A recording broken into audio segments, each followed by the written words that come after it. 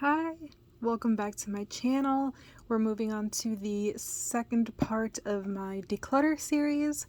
I just put up my eyeshadow palette declutter, and now we're moving on to the rest of my collection. I decided not to do a dedicated video on each section because I wasn't getting rid of a lot from each one. So inside of this BoxyCharm box, we actually have all of the other stuff I'm getting rid of. I'm not going to go in any particular order, just going to grab out and talk about it and why I'm getting rid of each thing. So I'm actually going to start off with this. It's from Skin & Co. It's their Radiant Dew Mist. I'm actually not going to completely declutter this in that it's leaving my makeup collection, but I'm putting it into my skincare collection instead. This one, the actual product is nice, but the sprayer, let me see if I can show you. The sprayer, like, you see, it's not a very fine mist. It just leaves these large water droplets like all over my skin, which sometimes ruins my makeup, so I don't want to use it. And then I can't really use it to like wet my brushes for eyeshadows, because what ends up happening is this is kind of minty, and if it's a little too wet and it gets into your eyes, it stings so bad. So it is nice in that it has some skincare, so into my skincare collection it goes. Alright, let me dry off my hand. So the next thing I'm getting rid of is actually this Purely's Perfect Glow BB Cream. It has SPF 30 in it. This is actually a very nice product. I would definitely recommend it. The only issue that I have with this is that it's in the shade medium, but it's about a shade or two too light for me. I would say it's actually about 2 shades too light for me. It's like noticeably light. So I always have to be mixing it with things, and I'm just not up for all of that hassle. The point for me of a lightweight BB cream is just being able to put it on and keep it moving. I don't want to have to fuss with it. So except for the shade, this is beautiful. It has a really nice natural finish. It's glowy on the skin without being overly dewy or oily or anything. So I think I would like to get it, but I have to see what other shades they have, because this is definitely not medium in my world, at least. Alright, so now we're gonna go on. This is the Stila, the Stay All Day waterproof liquid liner. This is actually a pretty nice liner, but I've had it forever and it's old now. It's almost fully dried up, so it's about time I get rid of it. I think that there's a lot of other liners that are better in this price range, or that are just as good or better at cheaper price ranges, so I don't think I'll be repurchasing this at all. The one I'm using right now I like a lot, from Hank & Henry, but you know, NYX has good ones, a ton of brands have good ones. Alright, this is a liquid lipstick. This is from, what is it, Manicadar, is it? Yeah, Manicadar. It's in the shade Dream. It's one of their lip whips. So I'm gonna actually go ahead and swatch it for you. This is what it looks like. It's a nice shade. It's just a little too pink and a little too light on me. So I'm gonna go ahead and give it to my sister, one of my sisters, because they're both lighter than I am in complexion. So I think it'll be nice on them. This one is an Illuminati Liquid Luxe lip gloss. Does it have a shade? In the shade Theory. It's like really reflective, so I don't know if you can see it. The actual packaging I think is really cute. It sort of reminds me of the Louis Vuitton lip glosses and stuff, so that's sort of cool, but the shade I just don't like on me. It's a little too metallic.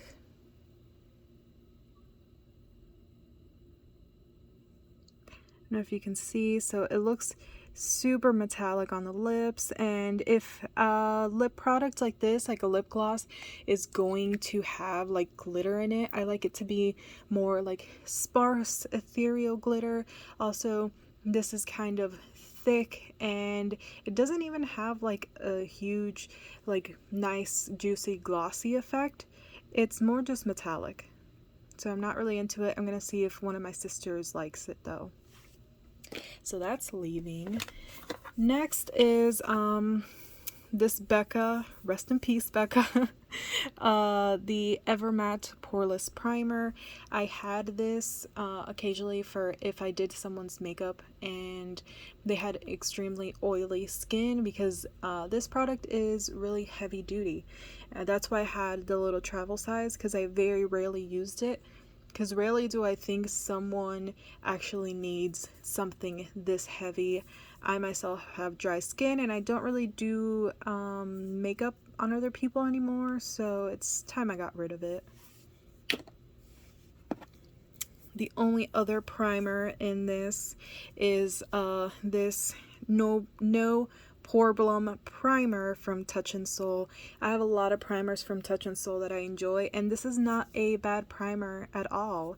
This is actually pretty nice, but I don't love it on my dry skin. I prefer primers that are more hydrating, and so this, it feels nice and soft and silky on the skin, but I don't feel that it does enough for me to want to keep it around. So I'm gonna go ahead and gift it to someone else in my life who hopefully can enjoy it some more.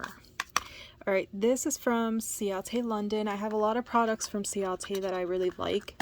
I actually think they're an underrated brand.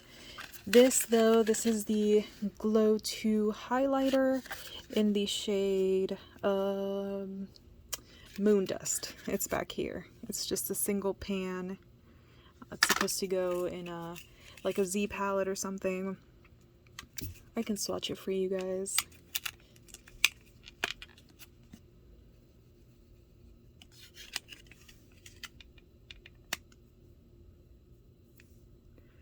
So there it is. Let me see if it can catch the light. So it's not bad. It's an okay highlighter. It just isn't the kind of shade that I like on my skin, at least, and it's a little bit of a thicker formula, which I don't really enjoy. It almost has, it's like pinky with like a touch of lavender in it or something, and yeah, aside from the tone, it's also a little light for me, so yeah, I'm gonna see if somebody else wants it. It would probably make a nice eyeshadow as well, but I don't need more eyeshadows. Alright.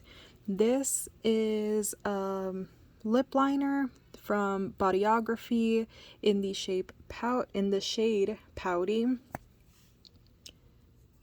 Go ahead and see. This would actually probably be a pretty nice pairing for that Manicadar lip whip. So you can see I have the same issue with it, just that it's a little too pink. I prefer lip liners and lipsticks that are more on the neutral side, have a little bit more brown in them, and this just has a little too much pink. So still a good product.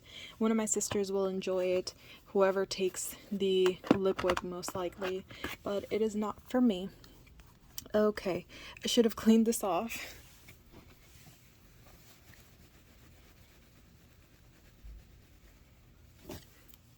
Alright, oh, you can see my hand. This is super reflective. This is the Cover FX highlighting palette in, yeah, it's the Perfect Highlighting Palette. It has 6 shades in it. Let me go ahead and open it. Cover it up so I'm not blinding anybody. So these are the shades. So you can see, I have to clean it off. I'm so sorry. These are actually pretty nice. This is almost like a duochrome. It's a pinky. Let me go ahead and swatch it. It's a pink, but it has like a pinky peach reflect with a little bit of gold in there, if you can see. So that's actually pretty nice. It's one of the ones that I used the most. The one in the middle that looks white is actually a like blue duochrome moment that I used a lot as a like inner corner highlight when I did blue looks. So that's nice. Then the last one on the top is this pinky one. So all really pretty. I used it a lot when I was doing makeup on other people just because it had such a wide range. I'm gonna go ahead and swatch the other three for you. So you can see right there, it's kind of like a peachy gold, a lighter pink, and a bronze. So it goes from light to pretty deep as far as like highlighters go. So there's nothing wrong with the quality of this. It's just I don't use these anymore, and they're not my preferred highlighting shades. So I'm gonna give it away to my mom or my sisters, see if they can enjoy it. Alright, almost done here. It's a pretty quick one. This is the Clinique, what is it actually called? The Invisible Blend Powder. This is what it looks like. It has just like the traditional little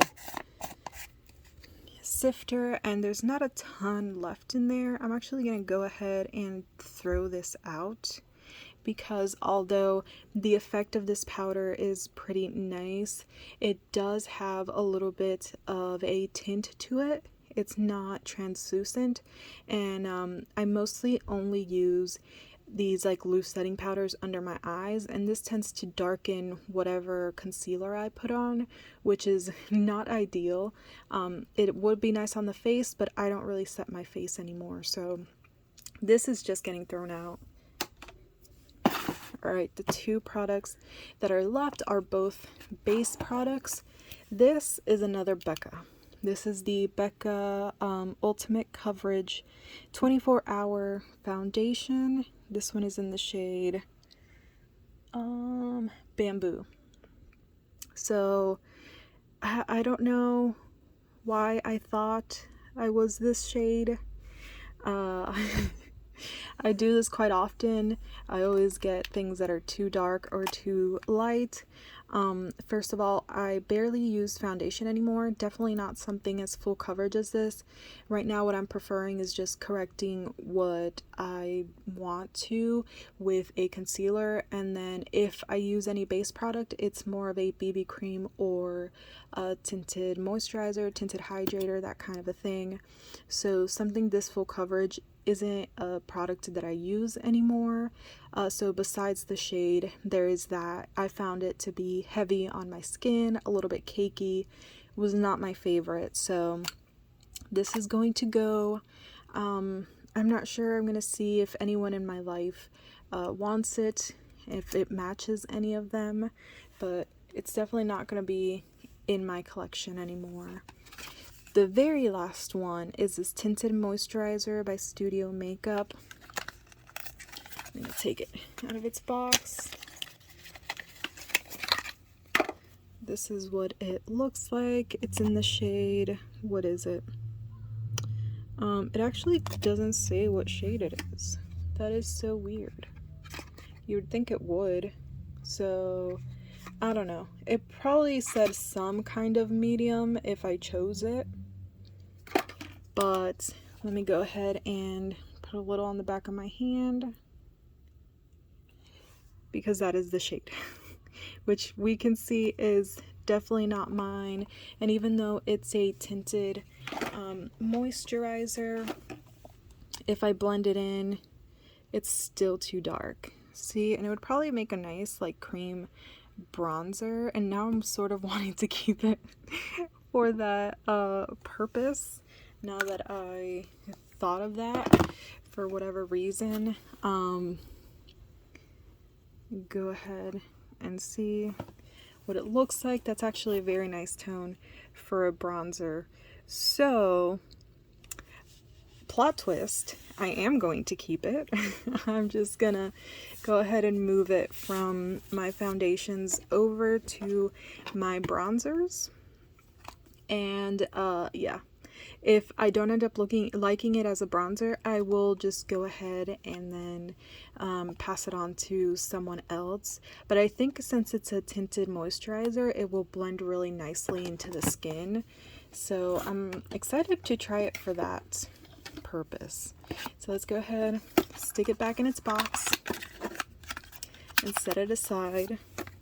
Of course, I would talk myself into keeping something when I'm doing a declutter. Let's go ahead and stick this all back in here. We can take a look what we have. Okay, so we're getting officially rid of 11 products right here. This one is going out of my makeup collection and going with my skincare. And then of course, like I said, this will be getting tried out as a liquid bronzer. So not a huge declutter, but I also keep the rest of my makeup sections a lot smaller and more curated than I do my palettes. So I'm pretty happy with this. Everything else that I'm keeping I really love. I have a couple things sort of on the chopping block. I might do a video like that, trying out all the things that I'm a little bit unsure about but wasn't ready to get rid of. But for now, this is it. The third and final part is going to be a declutter of my body care, hair care, and skincare section all in one. So it's going to be a massive video. I actually might go ahead and cut it into 2 parts so that it's not as tiring for you guys. But anyways, I hope you enjoyed this little quick declutter, and let me know if there's any of this that you love or that you've had bad experiences with and you've also gotten rid of or whatever.